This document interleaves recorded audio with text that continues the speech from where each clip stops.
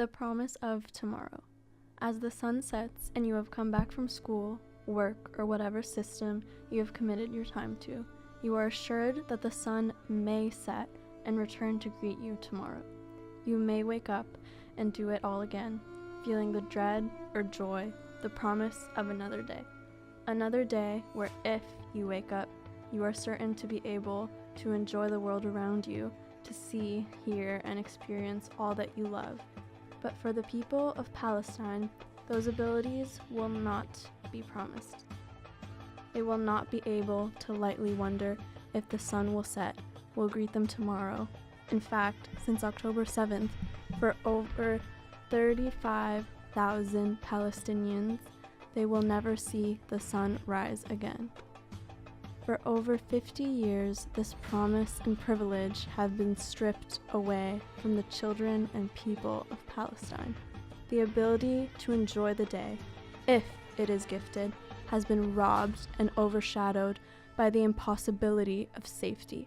Yet the resilience to continue without this promise is not only an admirable resilience, but a necessary one, as it is survival. I recognize the promise is not one given to any of us today, but we have the privilege of not having it be threatened or questioned by a force so evil, inhumane, and violent. I tell you this not to make you feel guilt for the privileges you hold, but I tell you this to ask to turn that guilt you feel into action. Through a recognizing of the power you hold, you have the ability to use it for justice. And I ask you to not be like your past people and stand frozen in the face of an injustice that you deem to not affect you.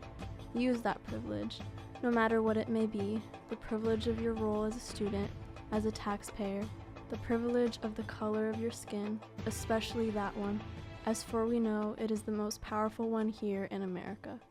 Recognize your position and refuse to adhere to its typical standards, as you are nothing but a human subjected to the tragedy of being assigned that role.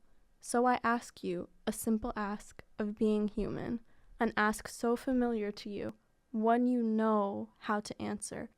I ask you to not only take advantage of your role, but to hold your empathy so unapologetically, a balance that can be done and must be.